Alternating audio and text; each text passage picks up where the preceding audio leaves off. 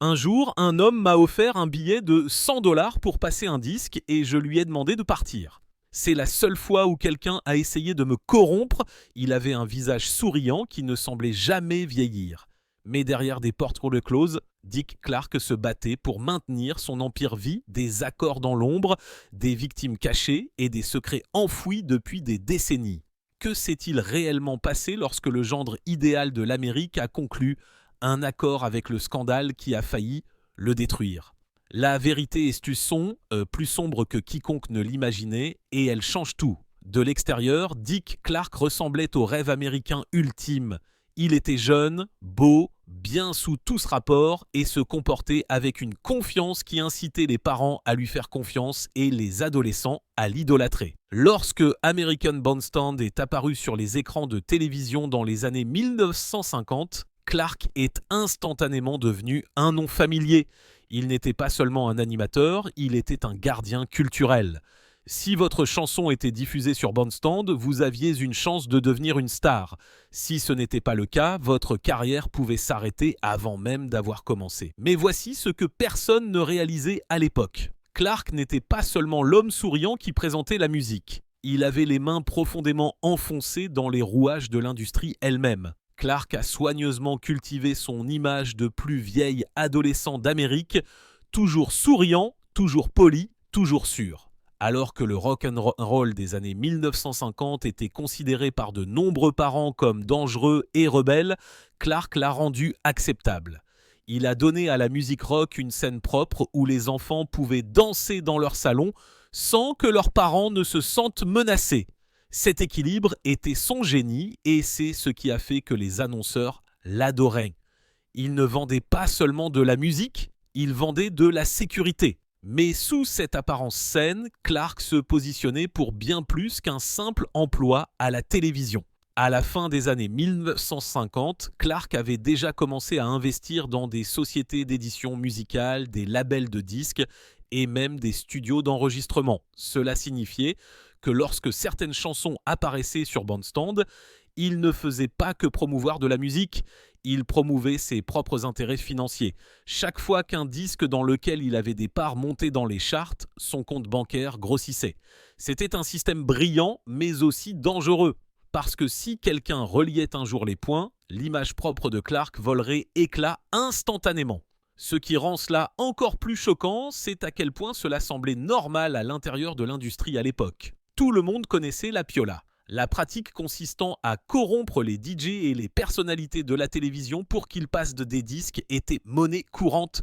C'était un secret de polichinelle, mais personne ne s'attendait à ce que le gouvernement s'y attaque de la manière dont il l'a fait en 1959. Et quand ce fut le cas, Dick Clark se retrouva au milieu d'une tempête qui pouvait détruire tout ce qu'il avait construit. Mais ce qui rendait la situation de Clark vraiment dangereuse, c'était sa visibilité. Il n'était pas seulement un simple DJ de radio qui acceptait des enveloppes d'argent dans l'ombre.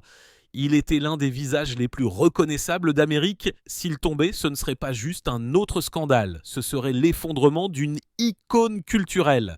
Et c'était quelque chose que Clark ne pouvait pas se permettre de laisser arriver. Le monde le voyait comme intouchable, l'idole des jeunes souriantes qui ne vieillissaient jamais. Mais derrière le rideau, Clark se préparait déjà au combat de sa vie. Parce que les audiences de la piola n'étaient pas seulement une question d'argent, elles étaient une question de survie. Et Clark savait que s'il jouait mal ses cartes, sa carrière, sa fortune et son image immaculée disparaîtraient du jour au lendemain. Mais ce qui allait suivre allait montrer à quel point Dick Clark était impitoyable et intelligent. 1959, le secret inavouable de l'industrie musicale ne pouvait plus être ignoré. Le mot piola est soudainement devenu un terme familier, étalé dans les gros titres des journaux, chuchoté à Washington et crié dans les salles d'audience. Il faisait référence à la pratique généralisée des labels de disques qui glissaient de l'argent, des cadeaux et même des pots de vin pur et simple aux DJ et aux personnalités de la télévision. Échange de temps d'antenne. L'idée était simple, plus une chanson était jouée, plus elle se vendait, et pendant des années, cela a fonctionné comme une machine bien huilée, mais maintenant, le gouvernement observait et les murs se refermaient. Le Congrès a lancé une série d'audiences très médiatisées pour dénoncer le scandale, et soudain, toute l'industrie du divertissement était sur le banc des accusés. Des dizaines de noms ont été traînés sous les feux de la rampe, de grands DJ, des petits directeurs de station et même des cadres de studio. Des carrières se sont effondrées presque du jour au lendemain. L'homme autrefois connu comme le père de la radio rock'n'roll, Alan Freed, le DJ qui avait popularisé le terme même de rock'n'roll, qui dit oh, a été détruit. Freed a admis avoir accepté des pots de vin et sa réputation ne s'est jamais remise. Il allait sombrer dans l'obscurité, son héritage souillé à jamais. Mais ensuite, assis sous les mêmes lumières aveuglantes du Congrès, se trouvait Dick Clark. Contrairement à Freed, Clark n'était pas juste un autre DJ, il était un animateur de télévision avec le pouvoir de faire ou de défaire des stars devant un public national. Ce que les enquêteurs ont découvert a choqué même les initiés qui pensaient connaître le jeu. Clark n'acceptait pas simplement des enveloppes d'argent. Il avait des parts dans la musique elle-même. Son nom était lié à plus de 30 sociétés liées à la musique, y compris des maisons d'édition et des labels de disques. D'autres termes, Clark ne se contentait pas de passer des disques.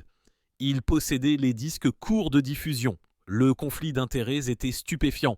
Chaque fois qu'une chanson montait dans les charts après avoir été présentée dans American Bandstand, il y avait de fortes chances que Clark profite directement. Pour le gouvernement, ce n'était pas seulement contraire à l'éthique, c'était la manipulation de toute une industrie. L'image saine et sans tache de Clark était maintenant menacée par quelque chose de bien plus sombre. La possibilité qu'il ait bâti son empire sur une base d'accords secrets. La presse ne pouvait pas avoir assez. Les gros titres présentaient Clark comme le visage souriant d'un scandale qui sentait la corruption. L'homme qui l'Amérique avait confiance n'était-il vraiment qu'un homme d'affaires qui trichait ? Les parents qui l'avaient autrefois félicité d'avoir rendu le rock'n'roll ou en rôle sûr pour leurs enfants se demandaient maintenant s'il n'était qu'un autre arnaqueur costume. Lors des audiences, Clark est resté calme, il a nié avoir sciemment fait quoi que ce soit de mal, présentant ses relations comme des opportunités commerciales dont tout homme intelligent profiterait. Il a fait valoir qu'il n'essayait pas de contrôler les charts, il participait simplement à une industrie plein essor. Mais les preuves contre lui s'accumulaient, c'était le moment où beaucoup s'attendaient à ce que la carrière de Clark implose, tout comme celle d'Alan Freed. Mais au lieu de cela, quelque chose d'inattendu s'est produit. Au lieu de couler avec le navire, Clark a fait une série de gestes si calculés, si rapides et si efficaces qu'il a réussi à se sortir avec son empire intact. Et le premier geste qu'il a fait a été aussi choquant que brillant.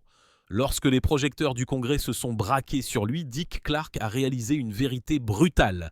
Si les enquêteurs le reliaient trop étroitement aux chansons et aux entreprises qui profitaient d'American Bandstand, sa carrière était terminée. Le visage souriant de la culture adolescente ne serait pas considéré comme un pionnier, mais comme un fraudeur.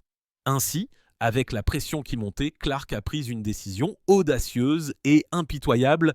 Il a commencé à tout vendre. Quelques semaines seulement, Clark a discrètement cédé ses parts dans les labels de disques, les sociétés d'édition et les droits musicaux. Il ne s'agissait pas seulement de quelques participations. Au moment où il a terminé, il s'était désengagé de près de 150 investissements liés à la musique. Pour le public, il semblait que Clark se distançait simplement de la controverse, rompant les liens pour protéger sa réputation. Mais les initiés savaient mieux, ce n'était pas une reddition, c'était une stratégie. La façon dont Clark a vendu ses actifs a soulevé des sourcils. Certaines des entreprises n'ont pas simplement disparu sur le marché. Elles ont été cédées à des associés proches, des partenaires commerciaux et, dans certains cas, des sociétés écrans qui ont maintenu l'influence de Clark V dans l'ombre. Bien que sur le papier, il ne les possède plus, beaucoup pensaient qu'il avait encore le contrôle indirect. De cette façon, Clark pouvait dire au Congrès qu'il avait rompu les liens, tout continuant à bénéficier de l'empire qu'il avait bâti. C'était le parfait tour de passe-passe. Ce qui le rend encore plus fascinant, c'est la vitesse à laquelle tout cela s'est produit. Normalement, la cession d'autant d'actifs prendrait des mois, voire des années. Clark a réussi quelques jours. C'était comme s'il savait exactement où envoyer chaque chose, comme si les accords avaient déjà été conclus avant même le début des audiences. Certains ont émis l'hypothèse que Clark avait des avertissements internes sur la profondeur de l'enquête. Si cela est vrai, cela signifie qu'il jouait plusieurs coups d'avance sur le gouvernement lui-même, et cela a fonctionné. Lorsque Clark est revenu témoigner devant le Congrès, il a pu dire avec un visage impassible qu'il n'avait plus d'intérêt financier majeur dans les disques diffusés sur Bandstand. Sur le papier, il avait l'air propre. Il s'est positionné comme un homme d'affaires qui avait reconnu l'apparence d'un conflit et avait agi de manière responsable pour l'éliminer. Au lieu d'être considéré comme corrompu, Clark s'est dépeint comme prudent, voire éthique. Le contraste avec Alan Freed était stupéfiant. Alors que Freed avait été traîné dans la boue et mis de côté, Clark a été félicité pour sa coopération. Un membre du Congrès l'a même qualifié de jeune homme bien. Cette simple expression est devenue le symbole de tout le scandale. Deux hommes accusés de la même chose, l'un détruit, l'autre célébré. Et la différence n'était pas la chance, mais la stratégie. Mais la vente de ces entreprises n'était que la première étape, parce que derrière des portes closes, Clark ne se contentait pas de protéger son image, il négociait. Et les murmures des accords qu'il a conclus pendant cette période suggèrent un niveau de tactics de survie bien plus profond que quiconque ne le réalisait à l'époque. Ce que Clark a fait ensuite a sauvé sa carrière, il a assuré son trône dans l'industrie du divertissement pour les décennies à venir, mais pour y parvenir, il a dû jouer plus salement que jamais auparavant. Apparence, Dick Clark avait l'air d'avoir évité la balle. Il s'est présenté aux audiences de la Piola avec l'histoire parfaite. Il avait rompu les liens, vendu ses parts et effacé l'apparence de la corruption. Le Congrès l'a cru, la presse s'est adoucie et le public a soufflé de soulagement. Mais derrière le rideau, Clark ne faisait pas que nettoyer sa maison. Il prenait des mesures qui le maintiendraient intouchable pendant des décennies. Des murmures de l'industrie affirmaient que Clark n'avait pas survécu par hasard. Il a survécu parce qu'il avait conclu des accords discrets avec les personnes mêmes qui auraient pu le faire tomber. Selon des initiés, le témoignage de Clark n'était pas aussi simple qu'il y paraissait. Au lieu d'exposer toute la vérité, il aurait prétendument donné aux enquêteurs des bribes soigneusement choisies, des noms et des détails qui brossaient un tableau de coopération, tout laissant stratégiquement les véritables acteurs du pouvoir intacts. C'était un exercice d'équilibre. Donner au Congrès juste assez pour le satisfaire, tout protégeant les géants de l'industrie qui tenaient son avenir entre leurs mains. Il ne s'agissait pas seulement de sauver son image, il s'agissait d'un levier. Coopérant, Clark s'est attiré la faveur des politiciens désireux de montrer qu'il réprimait la corruption. Même temps, refusant de tout révéler, il a maintenu les labels de disques et les dirigeants dans sa dette. D'autres termes, Clark s'est positionné à la fois comme un allié du gouvernement et comme un partenaire loyal de l'industrie musicale. C'était le genre de double jeu que seul un homme doté d'une incroyable clairvoyance pouvait réaliser. Mais tout le monde n'a pas eu autant de chance. Alors que Clark retournait à son trône de télévision, Alan Freed et des dizaines d'autres DJ ont été sacrifiés. Des carrières se sont effondrées du jour au lendemain. Certains ont été mis sur liste noire, d'autres ont fait faillite. Freed, autrefois un roi du rock'n'roll, a été réduit à supplier pour des emplois de radio de second ordre. Pendant ce temps, Clark était de retour sur Bandstand, souriant à la caméra comme si rien ne s'était passé. Le contraste était si frappant que même des décennies au plus tard, les gens chuchotent encore sur la façon dont il a réussi à se tirer sans être inquiété. La vérité, selon certains vétérans de l'industrie, est que Clark était protégé. Il n'était pas seulement un animateur de télévision, il était un atout. Son image propre comme un sous-neuf était trop précieuse pour être perdue. Clark a rendu le rock'n'roll acceptable pour l'Amérique moyenne, ce qu'aucune autre personnalité n'aurait pu faire à l'époque. Les dirigeants savaient que si Clark tombait, ils perdraient leur pont d'or vers les annonceurs, les parents et les sponsors. Il ne faisait pas seulement partie du système, il était le visage, et cela le rendait intouchable. Pourtant, sa survie a eu un coût. Pour assurer la sécurité de son empire, Clark aurait rompu les liens avec des amis et des collaborateurs qui sont devenus des dommages collatéraux lors des audiences. Il s'est sauvé lui-même, mais beaucoup autour de lui n'ont pas eu autant de chance. Et bien que Clark ne l'ait jamais admis publiquement, l'industrie savait que ses mains n'étaient pas propres. À partir de ce moment, Clark a été plus qu'un simple animateur.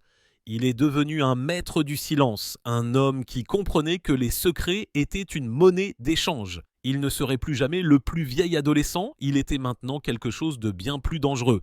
un homme d'affaires qui avait appris à transformer l'innocence arme. Mais alors que Clark prospérait, il y avait un côté plus sombre à son ascension, un côté qui laissait des victimes éparpillées dans toute l'industrie musicale. Et leurs histoires ont révélé combien de personnes ont été écrasées dans l'ombre pendant que l'empire de Clark grandissait. Alors que Dick Clark s'est tiré d'affaire du scandale Piola presque sans tache, d'innombrables jeunes artistes liés au système n'ont pas eu autant de chance. Pour les téléspectateurs à la maison, American Bandstand ressemblait à la vitrine ultime du talent. Des adolescents qui dansent, des tubes qui explosent, des Clark qui sourient présentant la prochaine grande nouveauté. Mais tous les numéros n'ont pas mérité leur place. Certains ont été choisis parce que Clark ou ses associés avaient des intérêts financiers dans leur succès. D'autres n'ont jamais eu leur chance parce qu'ils n'étaient pas liés à la machine. Imaginez-vous un adolescent avec une voix qui pourrait arrêter une pièce, qui se démène pour faire remarquer son disque. Vous pensez avoir une chance à Bandstand seulement pour apprendre que les dés sont pipés contre vous ? De nombreux artistes ont réalisé plus tard que leur musique n'était pas seulement concurrence avec d'autres chansons, elle était concurrence avec le portefeuille de Clark. S'il avait ne serait-ce qu'une petite participation dans votre rival, vous étiez invisible. Certaines conditions de carrière sont mortes avant même de pouvoir commencer. Puis il y a eu les élus. Ils ont grimpé flèche après être apparus sur Bandstand, mais l'exposition était assortie de conditions. Les labels ont imposé des contrats déséquilibrés, obligeant souvent les artistes à renoncer aux droits d'édition ou à des pourcentages qui retournaient discrètement aux entreprises que Clark avait vendues. Ce qui ressemblait à une bénédiction avait un prix que la plupart ne comprenaient pas avant qu'il ne soit trop tard. Quelques-uns se sont exprimés des années plus tard, amers d'avoir été utilisés comme des pions pour construire l'empire de Clark, tout ne recevant que des miettes. Un artiste a déclaré qu'entrer dans Bandstand était comme gagner à la loterie, mais avait l'impression que quelqu'un d'autre encaissait toujours le billet. D'autres ont admis la vérité douloureuse que leur succès n'était pas un pur talent, mais le produit d'accords invisibles. Pourtant, leur voix ne portait jamais. Comment des musiciens difficultés pouvaient-ils se battre contre l'homme le plus digne de confiance à la télévision ? Clark n'était plus seulement un animateur, il était une institution, les réseaux, les sponsors et les dirigeants considéraient que protéger Clark, c'était protéger toute l'industrie. La réalité troublante est que le lustre de Clark s'est fait directement au détriment des autres. Il a construit un empire familial, mais derrière, il y avait un système qui décidait secrètement des gagnants et des perdants. Certains de ces perdants ont disparu dans l'obscurité. Leurs histoires effacées alors que l'empire de Clark ne faisait que se renforcer. Mais au fil des années, des fissures ont commencé à apparaître, des rumeurs se sont répandues selon lesquelles son image propre n'était qu'un acte et que la vérité sur ses accords cachés finirait par faire surface. Et lorsque ces murmures ont atteint la presse, le masque du plus vieil adolescent d'Amérique a commencé à glisser. Pendant des années, Dick Clark a semblé intouchable. Il était la constante joyeuse à la télévision. L'homme qui ne vieillissait jamais, le visage souriant qui l'Amérique avait confiance pour lui offrir sa musique et sa culture. Mais derrière le rideau, des fissures commençaient à apparaître. Des initiés chuchotaient sur le passé, les pots de vin, les sociétés fantômes et les relations que Clark n'avait jamais vraiment rompues. La plupart de ces rumeurs sont restées enfouies, mais de temps en temps, des fragments filtrés et le masque de l'innocence glissait juste assez pour révéler les hommes d'affaires dessous. À la fin des années 1960, le scandale Piola n'était plus une nouvelle de première page, la musique rock était devenue plus grande que quiconque ne l'imaginait, et Clark était passé d'animateur de télévision à magnat des médias. Il produisait des émissions, dirigeait des entreprises, s'étendait bien au-delà d'American Bandstand. Mais avec le pouvoir est venue la suspicion. Les journalistes ont sondé ses liens commerciaux et ce qu'ils ont trouvé était troublant. Même après avoir vendu ses participations, des traces de l'influence de Clark semblaient persister. Des accords d'édition liés à d'anciens associés, des contrats faisaient transiter de l'argent de manière étrange et certaines stars ont grimpé trop vite après l'approbation de Clark. Les journalistes qui ont creusé plus profondément ont souvent heurté un mur. Clark avait le don de faire tourner les récits, gardant tout propre apparence. Sa réputation auprès du public est restée impeccable et peu de publications ont osé s'attaquer à l'un des garçons hors de la télévision. Mais officieusement, les vétérans affirmaient que son empire était toujours alimenté par les mêmes manœuvres qui l'avaient mené à travers Piola. Les murmures se sont amplifiés lorsque des documents ont refait surface des décennies plus tard. Des témoignages divulgués, des documents financiers et des récits d'initiés suggéraient que Clark n'avait peut-être jamais renoncé à son pouvoir 1959. Au lieu de cela, il l'avait enterré plus profondément. Des sociétés écrans, des partenariats discrets et un silence calculé l'ont isolé. Pour le public, il était l'animateur souriant qui comptait à rebours le soir du Nouvel An. Pour les initiés, il était l'homme qui n'a jamais cessé de jouer le jeu. Des rumeurs circulaient également sur ses relations avec les artistes. Certains ont dit qu'il les avait fait pression pour qu'ils signent avec des éditeurs favorisés s'ils voulaient une exposition répétée. D'autres ont affirmé qu'il avait mis à l'écart ceux qui refusaient.